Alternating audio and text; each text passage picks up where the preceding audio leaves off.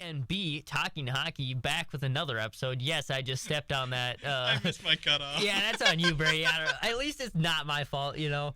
The people of Fargo Moorhead are pissed right now. We always start off strong. Yeah, I'm I know. going to be upset because I have to edit that out of the video later. Oh, fair enough. And I completely messed up the read last week, so I feel like we're just going back and forth. But anyway. We're professionals out here. Yeah. Right? Best Fargo Moorhead student-run hockey broadcast. Yeah, whatever. Call it what you want it.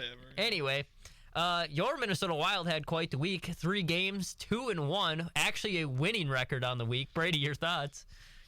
It brings tears to your eye. Make a grown man cry. Yeah, I know. They were pretty good games too. I forget the actual losses to Pittsburgh, right? Yep. I think they actually got first one of the week. Thoroughly dominated, but other than that, I thought it was pretty good. That's honestly where it is. They're almost back to 500, and that's where we. Yeah, it's getting late in the season. We're over a fourth of the way. No, because 14 games with 14. I want to say 20%, something like that. Yeah, that's not quite right. Math is not quite. Math isn't our strong suit as engineers. I know, that's weird. That is not right math. Anyway, I just typed it in. Oh, I did it backwards. That's why. Keep killing. 17%. So almost 20. Yeah, we're getting there. We're getting there. You got to get close. I haven't looked at where we stand in the division, but obviously it is important to get those wins. Yeah. Pittsburgh was a tough loss though. So. Mm-hmm. I mean, especially with how close the standings ended up last year, I'm kind of already nervous about those stupid losses that we have on the record. Mm-hmm. I mean, it is what it is. It's how the season goes, and you get stupid wins like last night that controversial for some people, but we'll get to that obviously. Yeah, if you're not a Wild fan, maybe you would think. I agree. It's just it is a little goofy, but anyway, let's get into the game recaps right away. Yeah, I was able to watch most of the Pittsburgh game on Thursday. Wild really had a strong start to this game in the first period, especially. Nice entry by the Wild, gives a good pass to JoJo to Kaprizov, gives them the 1-0 lead. Only goal for the game though for him. Unfortunately, yeah. Started off hot, that's for sure. Yeah. Halfway through the second, I think the Wild were still doing pretty good with pressure. They hit a few posts. I think LaPanta mentioned actually that they are among the league leaders in post hit for the season, which is kind of figure with the luck the Wild have that they'd be the ones hitting the post and not going in. Yeah, sounds about right. Really weird goal by the Penguins here. Just tips in past Gus. They end up scoring as he's leaving the net. I think he was hit by a player. I forget. It's been a while since Thursday. Yeah, it has been. They didn't challenge, which was all right because I think it just tied the game. You still had plenty of time. Mm-hmm. They just blowed in the third. Outworked, outplayed. No heart to finish. I think I stopped watching and you took over. That's kind of what I'm seeing from this sentence. Yeah, I'm pretty sure. Hey, let's not be too mean, okay? I don't write things very well, but yeah. Anyway, the Wild ended up losing 4-1 in that game. Yeah. Kaprizov got the only goal assisted by JoJo and Rossi. Mm-hmm. Gus had it actually above 900 save percentage, though. 909. Yurov left the game for a little while with an injury here. Midway through the second, he returned, though. And then 0 for 4 on the power play. So yeah, it's a little disappointing. I mean, it did change last night. Obviously, they did score 2 on the power play, but I would argue that those are 2 kind of fluky goals that you're not. I wouldn't count those as power play, especially one of them coming from the second unit and it coming with 4 seconds of the power play left over. Talking about last night's game? Yeah, Buium's goal. It was a good play. I would count it. I don't know. It doesn't matter right now, but I don't know. The only thing from that game is the Penguins are way better than I thought they were going to be. I think they might be overperforming a little. I think they are. If you look at, like, some metrics, I don't remember exactly which ones, but I remember they played the Toronto Maple Leafs. They exist. The metrics, they exist. I listened to the Real Kipper and Bourne podcast because the Maple Leafs just played them, and I think they came back in the third period to win in regulation. They are just out. I think their shooting percentage is really high, and the goaltending's doing better than it should be. Tristan Jarry was in the AHL last year. Now he's doing well. I don't think that's sustainable. No, it's not. I think like this time next month, December, they'll probably be around 500, if not just barely above. So, man, if they keep playing, I mean, they're almost having a Capitals-like season last year where it was like, oh, this team's good. okay, I guess. Like, kind of weird. Obviously, a very different situation having a lot more older players than the Capitals did last year. True. And like this was the one team I think everyone thought was going to tank for the Gavin McKenna sweepstate. And yet they're probably doing the best out of anyone who you think would have a shot at it, you know? Yeah, out of that category of teams that you thought. Definitely. And then we'll move on to Saturday's game against the Canucks. I was not able to watch this at all because we went downtown to celebrate Halloween. Had some fun. I've never done anything like that. That is you're not blasphemous. 18 anymore. It's legal. Yeah, anyway. I know. So we're like over 21. Like, that's it. It's not we're freshly 21. We're over 21 now. I'm 22 years old. Yeah, so we missed this game. Caught some highlights. Boldy with a fancy move to get past Eck, and then he just gets a good bury on it, I'm pretty sure. No, he actually did not score on that one. Really? It was just a very fancy in between the legs drag. And I thought it was going to be a goal. I wrote that down just because Boldy had a lot of swagger going into this game. Swouse, yeah. Yeah, he was playing right. And then Juracek and Buium also had a very good shift like right after that, where it was like, this is their peak. This is where they should be at. It was very, very cool to watch the actual offensive ability. And I think it was with the third line. I'm not remembering exactly. But they were just rotating very well. This game, they came out ready to play. I think they got a little bit of a bag skate or something like that because they came out ready for this one. Yeah, I agree. On the power play, Boldy kind of loses the puck, but then Eriksson just bats it to Tarasenko, who makes a nice move to slip it under Demko's pad. That was really all that happened in the first. I know Vancouver ties it up on a 3-on-2 rush. Johansson, Kaprizov get absolutely robbed by Demko. Back-to-back plays. Yeah, back-to-back plays. Johansson, I think Demko slid across and just barely caught it with his glove. And Kaprizov, I believe, hit his helmet or something. Like, he tried to pick that corner spot in between the blocker and the helmet. Yeah. But now, Demko definitely kept him in this early. However, though, he gives a pretty good rebound from a Tarasenko shot for Rossi to put in on the rebound.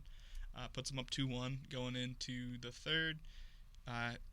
Strode grabs a puck after a shot on Gus and just goes coast to coast. Blows by everyone. He's known for his speed, and it was a good play. Good power move to the net. Something that we got to see more often, honestly. Demko gets a piece of it, but it kind of just trickles past him. It's kind of an Jonas Brodin type goal where it's like you want to have that back if you're the goaltender. You'd love to see it as a Wild player. Yeah, you know? Brodin literally just went, you have it. And he was like looking for a rebound, and it was the weirdest goal. Like, I couldn't even really tell on the replay how it slid past him, but you see it clearly go over the line. So, goal's a goal. And then speaking of a Brodin-esque goal, he corrals the puck from Eck and chucks it at the net, and it just slips by in like the weird spot between the glove and pad. Puts them up. I think they're up 4-2 at this point. 4-1 at that point. Oh, yeah, never mind. And then O'Connor gets his second of the night, whips just one past Gus on a face-off play. You'd like to probably have back if you're Gus, but he still had a good game. And then an empty netter by Hartman makes it 5-2. Really good win for the Wild. I think they played a full 60 minutes, if not 50. Yeah, that's what you want to see. They played very well, and Gus ended up having a 92.8 save percentage. It's a .928. It's the same thing, and that is how math works. I hate to break it to people. Anyway, I think it was just very good by the Wild, as you said. I think the goal by O'Connor, the second one, I was really kind of annoyed with the Ben Johnson, or Jones, sorry. It was a terrible face-off loss. Like, so clean, and O'Connor just skates up and grabs the puck. No one's near him. Yeah. He's got all the time in the world, and I don't know. Gus would want that one back, but at the same time, that is a tough save. He was up close and just ripped it. Kind of brings us to a stat of note. Yurov was healthy scratch this game, so the fourth line, I believe, was Trennan, Jones, and Pitlick.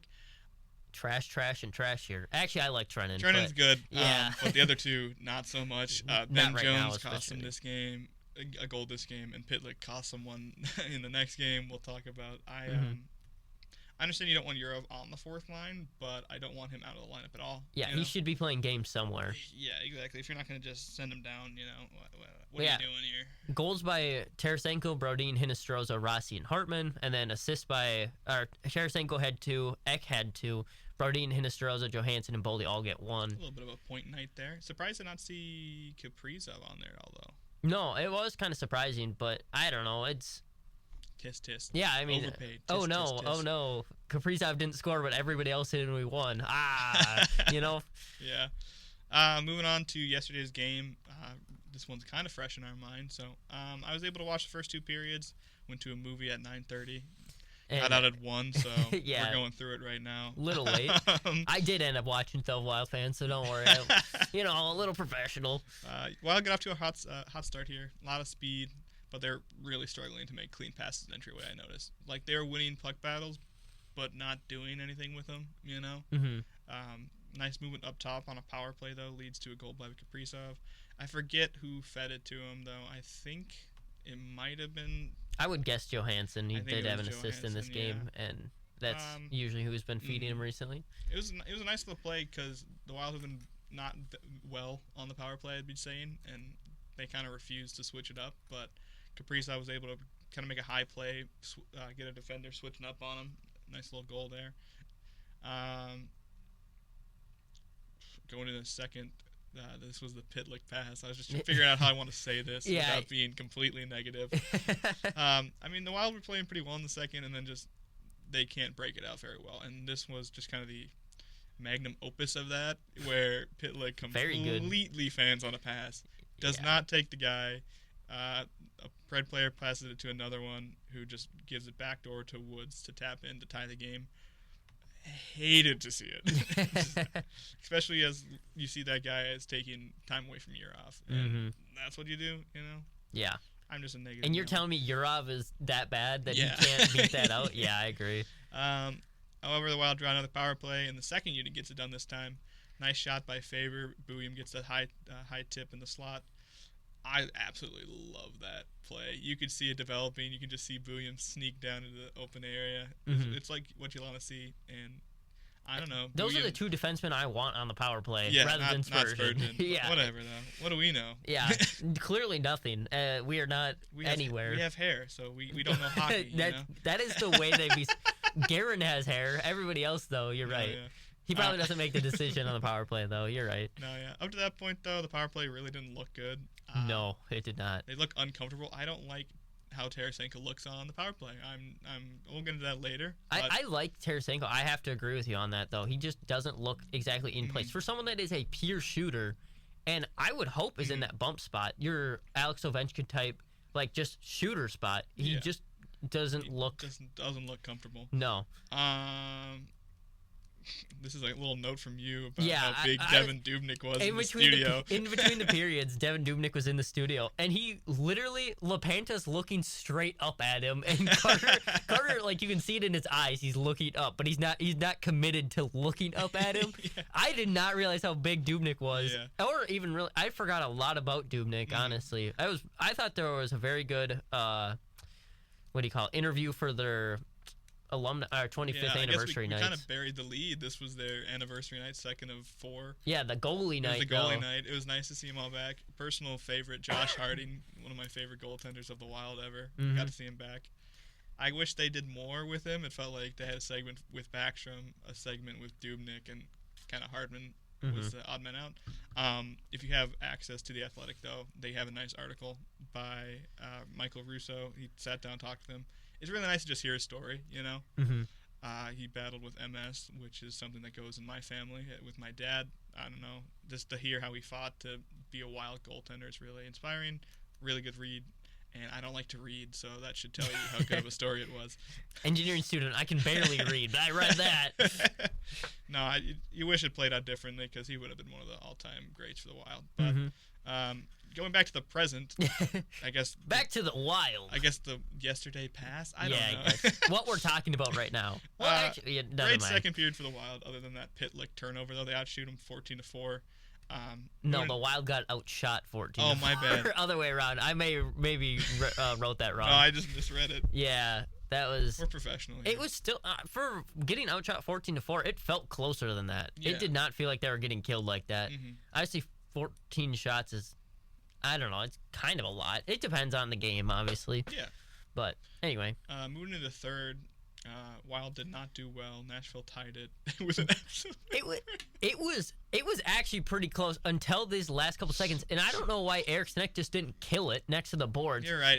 He didn't get the clear. And then Stamkos, if he just shoots that even like a mile per hour slower, Yeah, it doesn't go in. Just an absolute ripper from I don't even know what Top of the circle area, top of the circles. 0.3 seconds left, cause an OT. Heartbreaking when you called me and I didn't answer in the voicemail. It was. I was crying, honestly. It was terrible. OT, Wild scored an OT. Soros kicks off the net himself, so they give it to Johansson. A lot of opinions about this. It's a weird play you don't normally see, but there are rules for it. It was specifically Soros pushing off the net. Mm-hmm. It wasn't any Wild player, so they gave it to him. I think it was the right call. I know we'll talk about this a little more later, though. Yeah. Gusto ends up with a .941 save percentage. They got up to 34 shots on him, which was insane. Buium, Kaprizov, and Johansson scoring. Faber getting 2 assists. Johansson, Kaprizov 1 assist each, and Spurgeon, Tarasenko also tack on the point. Nice to see the win. I don't think they absolutely deserve to get the 2 points, but You'll take it whenever you can take them right now. You don't always deserve to win. You get the 2 points. We need the 2 points now. So. And obviously Nashville also wanted them. If you saw any of the Andrew Burnett after the game, you could read his lips. He was screaming so loud. It was. You'd think he would be happy as a former Wild alumni. Yeah, he was MFing the refs, and it actually looked like he was scaring them. But the call came down from Toronto. It was not. It was called on as a goal on the ice. Then the refs end up calling in Toronto because that's a goofy play and there's no reviews. Yeah, I don't know. Would this be a bad time to ask Andrew Burnett to come back for the 25th anniversary? Probably, yeah. Okay. Can he come back for that? I don't know. I think being a coach right now would be like... It's weird because you think like Darby Hendrickson, him would probably come back. Those are pretty big names, Wes Wall, Mark Parrish. Mark Parrish. He is coming back. I do know really? He's listed as one of the players. Okay, I don't know what game. They're like spread out a little bit more now. Because he kind of had 2 in a row pretty early. Back, yeah. Well, do you want to talk a little bit more about the overtime stuff, or do you want to move on? I think we should do our quick news of the Gophers, UND, and Fargo Force for their. I will let you go with that because I don't watch them. Yeah, I have been watching, watching box scores more than anything. I was trying to watch the Gophers game, but could not find a link that was working. Should have hit me up. I got all the links. I should have, actually. But yeah, Gophers ended up playing Wisconsin this weekend in Wisconsin, and the Gophers ended up losing 2-5 and 0-4. Tough week. Yeah, Moskowitz, I think, is going to get fired soon. I know there's a lot of controversy because it would probably diminish the amount of high-end prospects they would get, but they are just not competitive right now. They're 2-7-1. They are not doing well. It is hard to watch, and they ended up playing Wisconsin on Friday night of Halloween. I don't know who decided that. That was just a little side note, but they always play Friday, Saturday, so yeah. They don't. They sometimes play on Sundays, but recently they've been playing more Fridays. Okay. But who decided that Halloween night? They should have been a little smart about that. It's like the World Series going on Friday night, Game 6. Yeah, that's true. But that was a good thing. I didn't have to watch that one. Anyway, and then UND played UMD, the Duluth Bulldogs that were ranked 10th coming into this game. UMD took game 1 4-3. And it was a pretty good game, actually. But then UND ends up taking game 2 5-1. Wow. So college hockey is very good for rankings. I don't know what's going to happen there because UND definitely dominated game 2. It was not as much of a game 1 was a really close game. It was hard fought, but game 2 was just a blowout. Oh, yeah. And then Fargo Force ended up playing Sioux Falls at home this weekend. Fargo Force ended up winning game 1 3-2, but then ended up losing 2-5 in game 2. No, I didn't watch any of that. Other than just to update the Fargo fans, but nothing much of that. Yeah, true. They're on the edge of their seats just waiting for it. Anyway. Well, yeah, that's really all news around the league. I don't think anything really significant happened in the NHL scene that I can remember off the top of my head. Yeah, not that I can think of either. No trades or any contracts of any sort. Do you want to look into a little bit of the prospect updates since we're kind of what do we say, 17% of the way through the season, how prospects are looking? Yeah, we can talk about prospects a little bit here. I just kind of compiled a little bit of how everybody's doing. And by everybody, I mean 2 people. His favorites. Honestly, yeah. Liam Ongren is playing pretty well in Iowa. He ended up having 2 goals in 3 games this week and as at 4 points in 6 games. Nice. on the year, which is pretty solid for him. I mean, he just needs to get games under his belt. Obviously, Wild fans would remember him from the start of the season. He started up here, but got sent down. And then the even bigger one is Adam Bennick. He currently has 27 points in 14 games and is on pace for 128 points this year. As a draft year +1, that is a very good thing to see. He was born in 2007. Man, I'm old. Yeah, that is not a good sign for anybody. But yes, seeing somebody just dominate like that, especially a 5th rounder, the Wild got to be just licking their chops looking at that. Yeah, that's a really good pick for the Wild right now, and it'll be interesting. I don't think he'll come in at the end of the year like some do. No, I don't think so. More time, I think he's just a bit too young yet, and he's kind of a smaller guy. He's kind of a Rossi type where. I think his game he has to develop to the space a little bit, so he'll probably take a year in the AHL, but he'll play very well when he's there, I hope. Awesome, yeah. Talking about kind of our young guns, Yurov is kind of on the hot seat. I don't know how to word this, but he's been scratched the last 2 games, and although I haven't liked how the fourth lines look, they have won, which is something that I think coaches care about. I don't know. But I don't think you can pin that on Yurov, especially with how bad Ben Jones has been. He directly caused that 1 goal, and the fourth line overall is just... I don't think the fourth line's looked good in those 2 wins. I don't think the fourth line's been a factor. No, I think other than Trennan, you really haven't seen much out of Jones and Pitlick. You didn't see much about Jones last year, so surprise, surprise, he's not good this year. Who would ever guess? It'll be interesting to see if he gets sent down, though. Zuccarello is skating, but he's still a little ways away.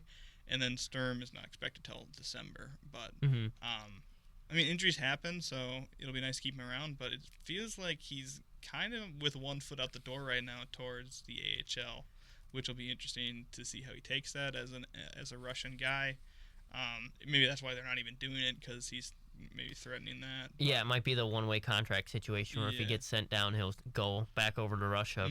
I'd think, honestly, Ben Jones has no reason to be playing over Yurov. I think it makes no sense. No, I don't think Pitlick or him. I understand your fourth line is not meant to be great. All right, they're not supposed to score every game.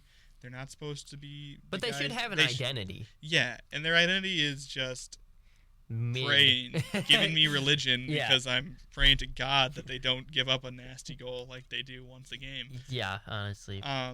They're costing them a goal a game at least, and out of your fourth line, you don't want to see that. Yeah. You know? I guess I'm thinking back to the 2021-2022 seasons when the Wild had a great fourth line. Yeah. And I think a lot of that was just their identity of being a bruiser line that would skate and get the puck. And you have a benefit of having people like both Dewey's on that fourth line at one point, which obviously are both out and doing their own thing now. I don't know what lines they're on individually, but yeah, Dewar's a top 9. Duhaime's top 9. I think Dewar is top 9, but he's on like a bad team. I think he's on Pittsburgh. Oh yeah, you're right. Actually, you're absolutely right. And yeah, Duhaime's over in at the Capitals. Yeah. He was playing in a top 6 role for a little bit. No, yeah, but it's like that fourth line was composed of young guys who just played with grit, played with heart. You know, Mason Shaw, he was a beast. You had Sammy Walker, who was fresh out of college, who played a lot of minutes there, taking time.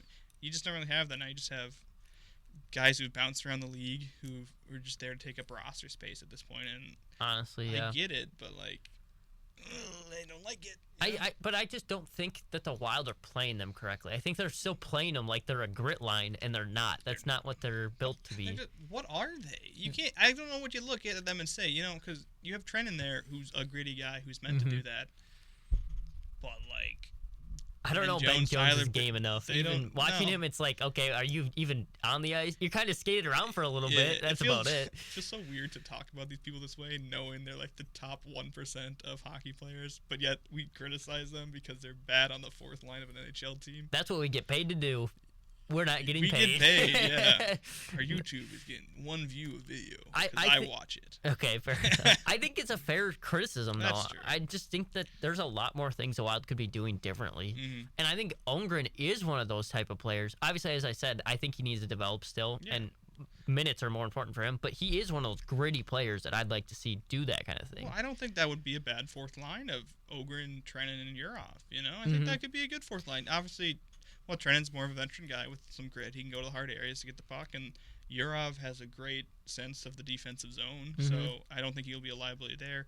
Ogren's your wild card, where some nights he's good, some nights he's bad. Agreed. Yeah. But I think that would be less of a liability than what Pitlick and Jones have been doing. Absolutely. And I just think it goes back to the fact that Hines just kind of has it out for young guys who he doesn't really give them much of a leash, you know? Yeah, that's my biggest issue with Hines. It's not even close. Well, think of the one game Hunter Haight played and then got sent down. Yeah, you know? honestly. And again, that's another player that I think would be very gritty if you gave him the chance. There's Michael Maloney, too. Oh, yeah. When he plays like he's going to try to take somebody's head off.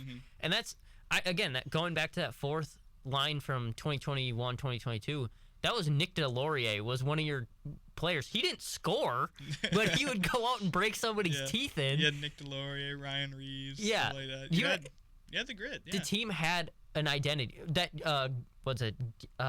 Geek line when we had Greenway, Eric Sinek, and the Grief line. Grief.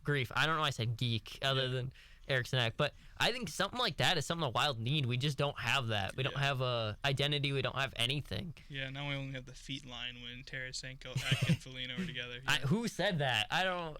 I did. Kind of moving away from one young guy to another. I have not liked Zeev Buium's defensive play recently. I know he's an offensive defenseman for one, so it will probably be lacking his whole career. But even for that, there's just been like a lot of effort issues I've seen where defending he looks lost or like unwilling to go to a guy, and then in the offensive zone he's fine. Like in the offensive zone, no notes. Mwah, chef kiss. You rotate well, you cover fine, you find the open area. Just in the defensive zone, it feels like he's just kind of stalling time till he can go up ice. I don't know if you've noticed this or if I'm crazy. I'm almost worried that it's a confidence issue. Really? Because I feel like, I guess that's a wrong player, because Juracek looked really, really good when he was with Bogosian, which, of all players. But Buium, I just think him and Juracek is a weird mix where he almost doesn't seem to understand when he's supposed to go and when he isn't. Because I know in the third period last night against Nashville, Juracek almost takes priority when it comes to defending. Zeev just keeps skating backwards and Juracek goes straight to the player. And I don't know. I think it's a confidence thing, honestly. I don't think it's a talent. I think it's he doesn't know how he's supposed to be defending. Yeah, it's weird to have these two young guys on deep pair. I mean, obviously, you want your best guys to be your best guys, and if they're not that babysitting the young guns, I understand that. But to have these two new guys figure out the NHL together is interesting. I heard that in my headphones. I hope you know that. I just think that I think that you made me completely lose my thought, dude. You're welcome. That's kind of what the point is. This is not a real radio show, okay? That's very true. I don't know. I think they would do better if they had defensive people to help them out. I agree. But then again, would you be deferring? You know, would you be like, okay, Spurgeon's got it? Would Juracek say, okay, Middleton's got it? You know? I do think that I think it's stupid to put two offensive defensemen together and go, oh no, they can't defend. That's not what they're good at. They look so good in the offensitive zone. They really do. It's incredible. It's almost like you got to do my dad's Koivu strategy, where one of them gets off the ice as soon as they get near. Instead of as soon as they see the puck coming, they just skate away, get a change, and Faber comes out. That's hilarious. And then feed him the minus. Honestly, I don't know. It's just goofy because I think they're very good players individually. And as I said, I think Juracek looked the best he looked when he was with Bogosian. And I would argue Buium looked the best. He kind of flopped around of different players that he played with. Yep. But Juracek, I think, has a different style of defending that is almost throwing Buium. And that's not a throw against either of them. They're both still young. But I think Juracek just benefited from being with Bogosian, where Juracek was not only was he the offensive defenseman, but he was also the preliminary, he was going to the player first. And I think they just need to figure out who that is. If they're going to continue to be a D partner, I don't think they should be. I think that's stupid. Know. You think Damon Hunt gets thrown in the mix sometime here, or Juracek goes out when Bogosian comes back. But they don't have a timeline on him. But even Damon Hunt would be, I think, something interesting to see. I would love to see him with either one of those. I think. Yeah. Well, the thing is, is he right-handed? I think he'd be on Buium's side, so you'd have to take out Buium. Yeah. And it would be him and Juracek. unless you want Hunt or Buium to play on their offside, which I don't think you want with the young guys, especially not Buium with his offside. But yeah, I mean, they want to keep him around for the power play, but at this point, why are you keeping Buium around for the power play? if you're not going to play him on the first power play. First unit, yeah, exactly.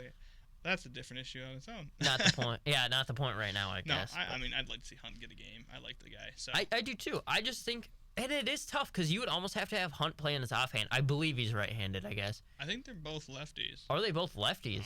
But you have to keep Buium on his correct-handed side so he can keep ripping the puck the way he does. Yeah. And that's again, but I feel like Damian Hunt's the type of player where he could actually rely on him defensively and would know his role, and I think that would be a huge benefit in this case. Yeah, you'd love to see it. Hopefully they do it sometime this week. They have 4 games. Yeah. I think there's a back-to-back in there. You could maybe throw him in. It would be interesting. I mean, most likely see Mr. Wallstead. That's what I was just going to say. That was what I was going to transition to. Of all people I want to see maybe play, Wallstead needs to get a game here. He did not play this week. I understand. Yeah, he didn't play this week. But Gus had an over 900 save percentage in all of those. So he did. It's hard to point and say he's losing his net. I want to see him play, though. I want him to be good so bad. Mm-hmm. I do too. I understand you can't force it. But. You can't force it, but also if you're going to keep sitting, what's the point of you being at the NHL level? Obviously, there are backups that don't play very often. As they talked about, Dubnyk, when he first came in, he played 40 games straight for the Wild. Like, insane stat. Insane numbers. Yeah, and that's the who am I thinking of for the Devils that just played every Martin game? Berger. Yeah, just every game in and out. Yeah. But I don't think that's reliable for the future of Gustafsson, and I don't think that's you're not getting anywhere with Wallstead then. Well, it's hard right now. We're in a hole. You know, you wanted to get a couple wins under the team's belt, so you could let Wallstead maybe feel it out a little bit in the NHL with some more tougher opponents. But they're fighting for every win they can get right now. You know, if you're outside the playoff picture. Come American Thanksgiving, it is. Stop! You're not I'm Canadian. quoting Elliot Friedman. You're not Canadian. Sorry. Outside the picture at Thanksgiving. Thank you. You're most likely not making the playoffs. And believe it or not, we are in November. The Wild are outside the playoffs. And so you kind of got to fight and claw here. So I get why they're going with the hand that they're more confident in instead of Wallstead, but it'll still be nice to see him this week. Yeah, I agree. And I would assume that he plays against the Islanders, obviously Thursday, Friday, back to back, and they are actually both away. So that's from North Carolina, or what? Where do they play? North Carolina? They play in Raleigh, don't they? Yeah, they play in Raleigh, so North Carolina, and then in Long Island. Yeah, so that's in New York. Night to night. I feel like Wallstead should play. He will play. But the tough thing is, Islanders. I mean, obviously Carolina's a lot better of a team, but the Islanders aren't bad right now. Yeah, no slouch. Yeah, and then you have Calgary on Sunday. I would almost want Wallstead to play both of those games. I would want him to take either Calgary or the San Jose Sharks. I agree with you there. Yeah. He did not play against San Jose last time, didn't he? No, he did play. He did play. That was against Askarov. Yeah. They both got drafted. I would year. think that he probably gets Calgary then. I would assume. Yeah, with how the last game goes. We'll get into our previews with that a little later, though. I mean, that's really all I had. Those were the things I noticed, I guess, or stole from Russo and others. You know? Yeah. No, it's I don't know. What do you do? I know the Wild are talking around a little bit, seeing who's available. It's getting late early kind of for us if we don't turn the ship around. This week was a good stepping stone. Hopefully it keeps going, though. Yeah, I'm hoping so. I think it was a confidence level thing. I was very happy to see, especially in that Canucks game. As I said, they came out with swagger. So I think that I think they'll get crushed by Carolina. But then I think they'll come in with a little bit more swagger after that. You'd hope not. I predict. I like Carolina as a team. I predicted them to win the whole thing. Oh, so really? Actually, no, I had Dallas winning the whole thing. But Carolina was the team they beat in the finals. So, well, and I know everything.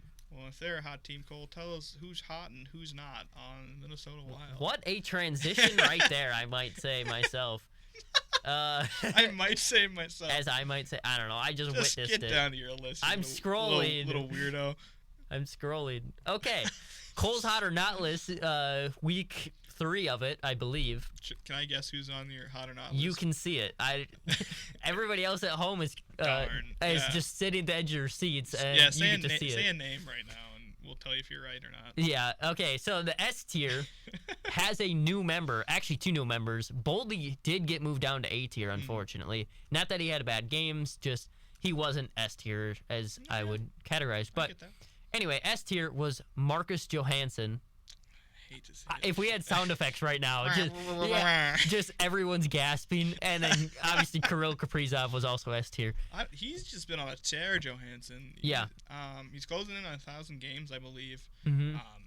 He's looked really well in that top line. It's for a man that's getting paid $800,000 to play. He's killing it. What you hope he can continue when Zuccarello comes back with Boldy and Eriksson Ek on that second line. When he came in the first time, I believe, or it's not first time, the second time when we got him for the playoff run, he was with Boldy, and we literally got him for his speed and didn't see anything happen. Yeah. So, I don't know. He's just, for some reason, it's clicking for him right now, and it's something obviously I'm glad to see, but it's not. I'm hoping that it's sustainable, obviously. Yeah. I don't think it will be. Me and my sister argued for maybe 30 minutes because she goes, why do you have such a hate for him? And it's just the past year or honestly, two. Yeah. He got the extension for 2 years, and he just didn't look like the same player. This was the guy you expected you'd get when you signed him instead of Gus Nyquist. And now Gus Nyquist looks like Johansson looked, Stop playing with that pen. I can hear it in my head. Sorry, everybody. I'm fidgeting.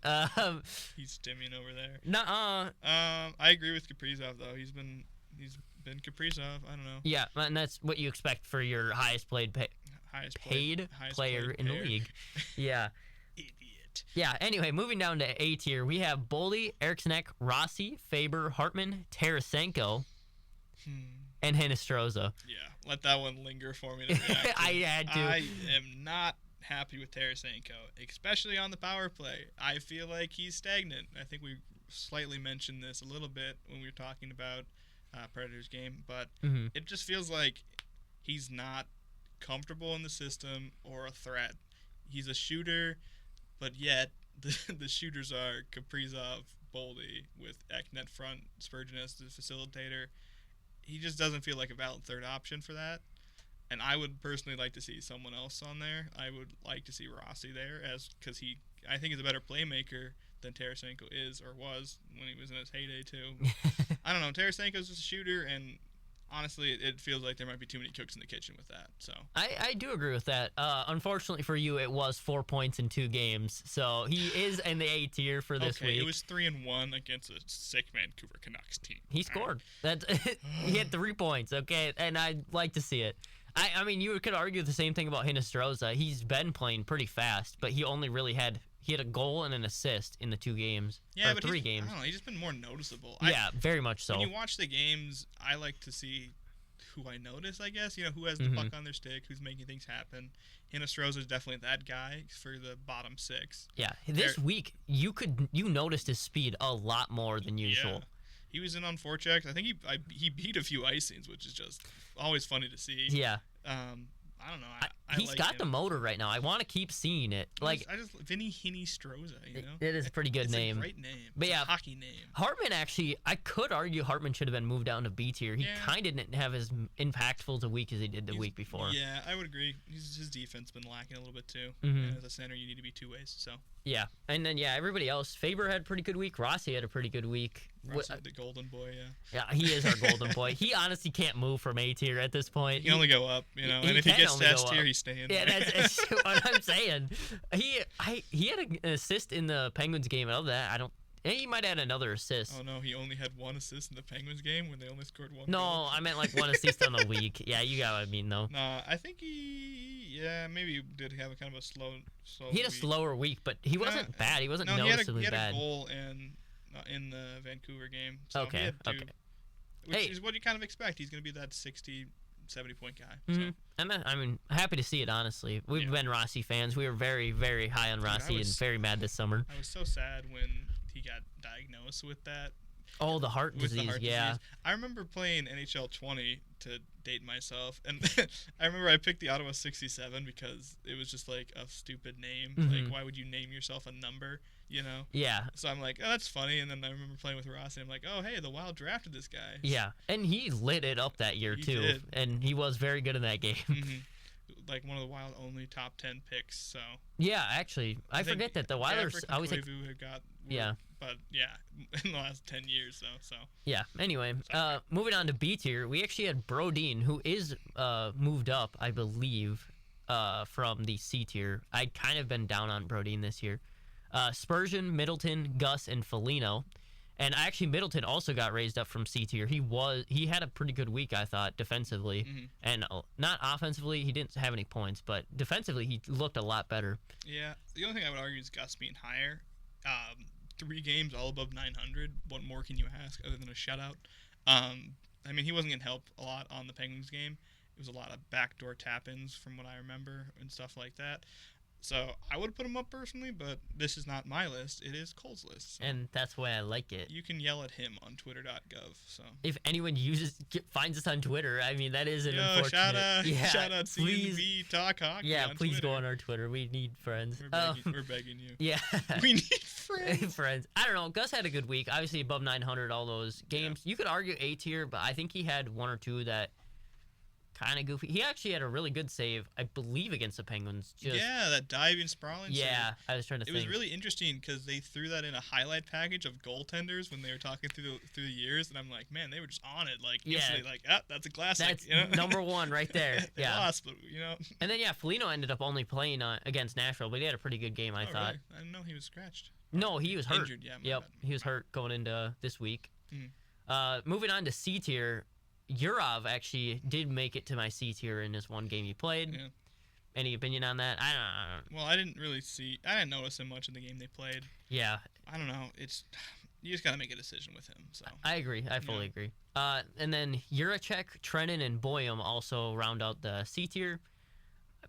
Other than Trennan got moved to B tier, there isn't much movement here. Buium did get moved down as well to B tier. His defensive game, I do agree. His defensive game has been lacking. Yep. His offense, obviously, he is still scoring points. I think he's on pace for 60 points, if I remember right. And it'll be all-time record for the rookie, I believe, something like that. Rookie defenseman for the Wild, yeah, because Faber has it currently. Yeah, well, Kaprizov got like 59, didn't he? Oh, you might be right, because that was the COVID shortened year. It's yeah. crazy to think if it wasn't, he would definitely. He would have lit it up. Yeah, Anyways. but Jason Robertson's better than Kaprizov, so. Yeah, that aged very badly. Yeah, continually. Johansson has more points than Jason Robinson this season. You were off air. Cole was telling me a list of all the players that Johansson has more points than. Including Austin Matthews. Yeah, one of the best goal scorers. I mean, he doesn't have Mitch Marner anymore, so he's trash. He scored 69 goals and then kind of fell off. Anyways, sounds about right. Go to your D tier. Let's round this up. Did you have any comments on the C tier? I don't know. There's not. No, I think we touched on Juracek and Buium. Yeah. I mean, Trennan's been good, but hasn't done anything. So. And that's why I put him at C tier. He's very mid. Mm-hmm. That's about it. Yeah, my D tier, I have Ben Jones and Tyler Pitlick. They were directly at fault for 2 goals this week. And so they very much so were D tier. I would argue Ben Jones is F tier, mostly because I hate him. And second, because that goal is just so frustrating. Yeah. It was such a clean face-off loss. That's what I say about Pitlick. I don't like the way he looks in the nicest way possible. His face is just weird. He has hockey player teeth, except they're not broken or missing. They're just crooked and wrong in his mouth. like they broke a tooth and just kept it there. It just. Look him up. Yeah, I don't know. Honestly, the best way to judge a hockey player is how they look. So, they all look so normal. Eriksson, okay, I don't want to get into that. Eriksson's kind of a goofy looking dude. Very punchable face. Very goofy looking dude. Okay, and then you have Zuki, Bogo, and Sturman dead, but also Wally because he didn't play. Yeah, he did not play this week. Yeah, that's fair. I agree with the list. Yeah, like I mostly do. I don't know. Usually there isn't much to argue with it, other than maybe one player that goes up or down. Exactly. I kind of forget where we go from here, but we do have game previews. We have about 15 minutes left. We got 4 games to get into this week, so we'll do that. Mm-hmm. Tomorrow, Carolina at Carolina. They're 8-0-4. Sorry, 8-4-0. It's just a solid team all around. Yeah. If they don't play as a team, I don't think they can get the dub in Carolina. In particular, I think the bottom pair of Buium and Jurczyk might struggle. The team is just solid all the way through the lineup. They always have been, and I think you might not be able to hide them behind the top pair, especially on away teams where you don't have last change. So yeah, and I think honestly, this Carolina team is easily one of the top 2 teams in the league. They're the team I would be most afraid of going into it. They don't have any. I guess Sebastian Aho is their top hitter yet, and their power play is, slightly lower than the Wild's power play percentage right now, but not much below it. Yeah. And their goaltending's actually been very solid. They do have they're 3rd in shutouts in the league this year. So they've always been a solid defensive team. Seth Jarvis, someone you got to look out for.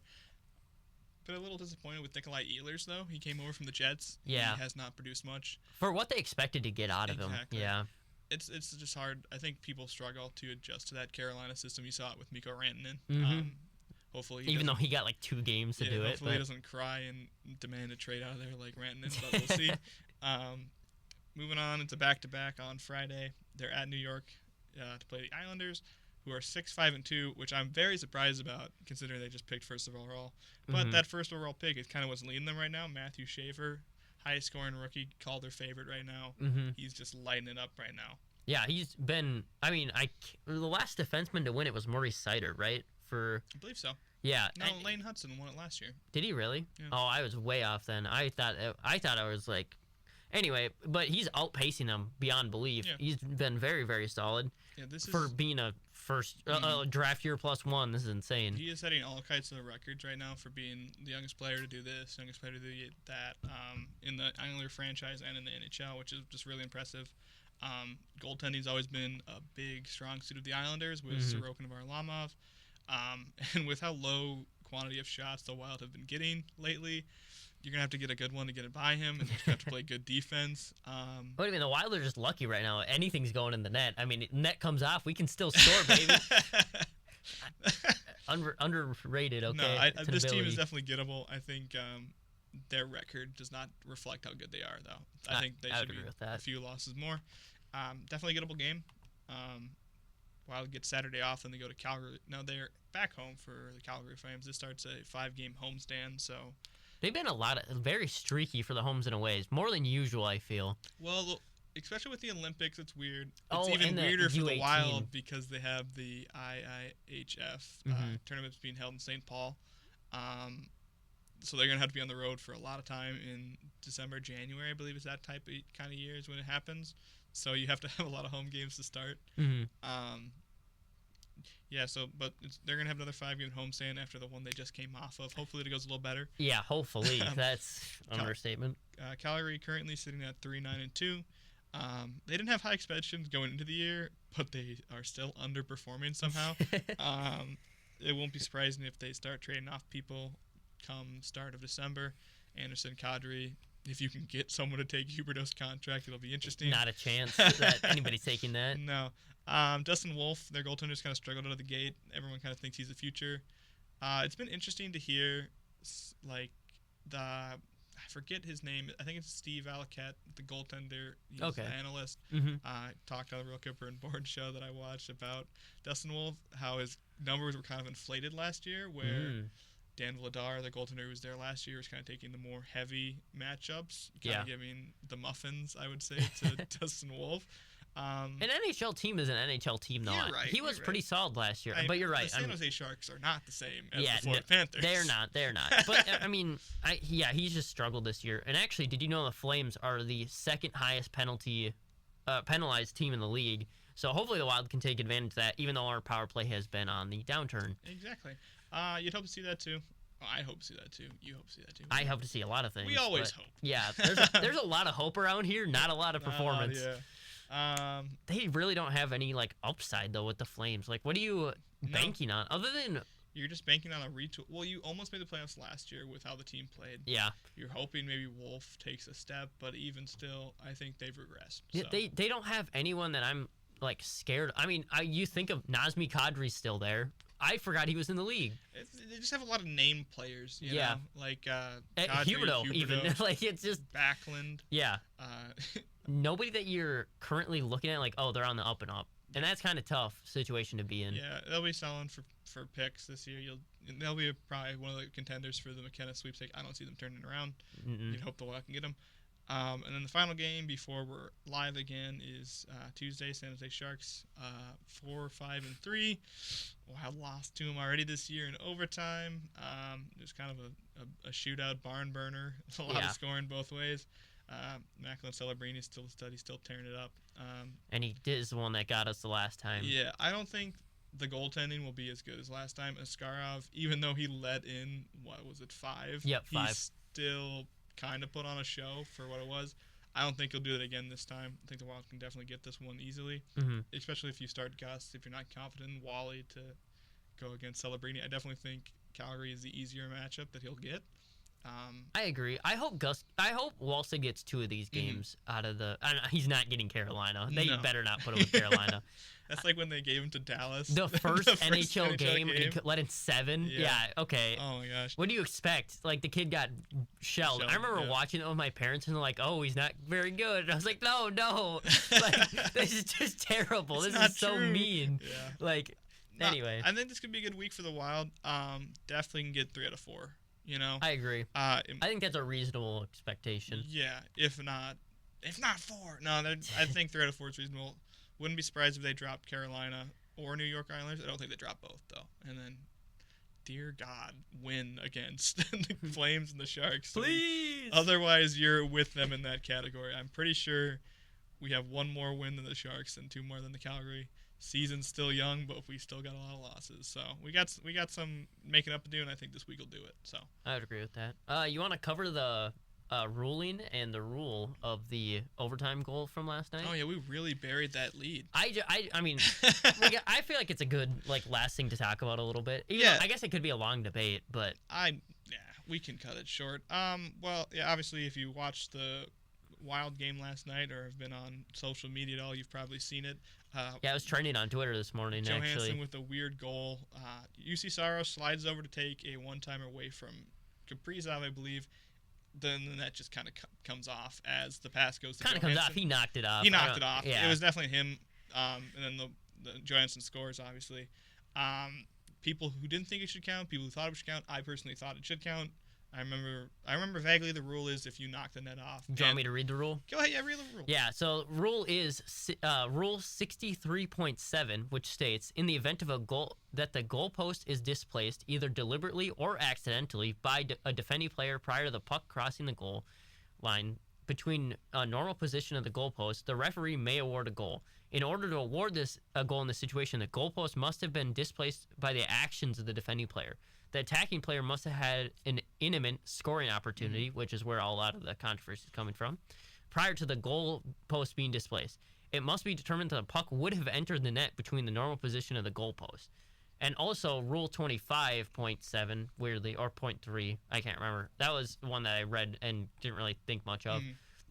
Determines that the ref can actually just give a goal if there's an imminent scoring chance, and the goalie knocks the net off. I think by rule, I absolutely agree that this should have been a goal. Yeah. And they did go up to Toronto, and they also agreed that it should have been a goal. I personally don't like the rule as much. Yeah.